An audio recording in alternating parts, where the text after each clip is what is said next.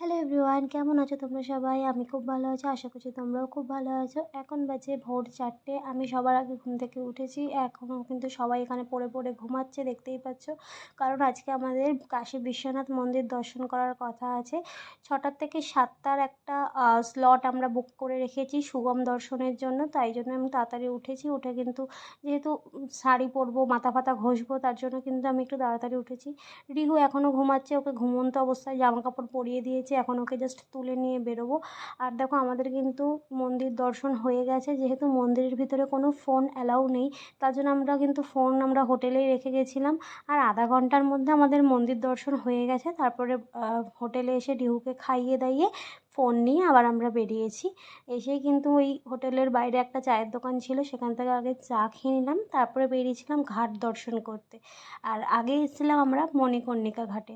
মণিকর্ণিকা ঘাটের একটা পাশেই কিন্তু আরেকটা ঘাট ছিল, যেখানে ওই মন্দিরটা মানে হেলানো মন্দির আছে একটা।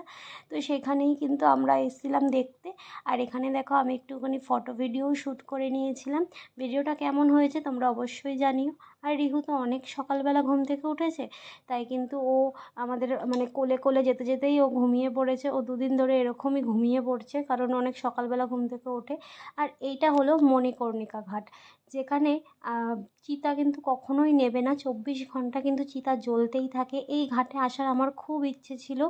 শিব ঠাকুর কিন্তু এই ঘাটে অভিশাপ দিয়েছিল, তোমরা যখন এখানে আসবে তখন এই বোট যখন রাইডিং করবে, তখন বোট রাইডার যারা আছে, বোট চালক, তারাই কিন্তু সমস্ত কাহিনী বলে দেয়। আমার অতটা মনে নেই, তবে এইটুকুনি জানি শিবের অভিশাপে এই ঘাটে কিন্তু সবসময় চিতা জ্বলতে থাকে।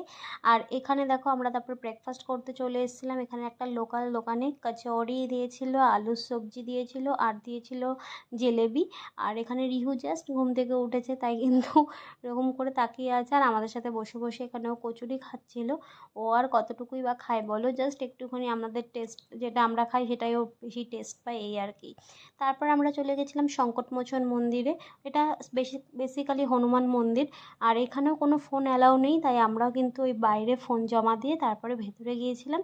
তো এই ছিল আজকে আমার ব্লগ। ভালো লেগে থাকলে অবশ্যই সাবস্ক্রাইব করে দিও। ওকে, বাই।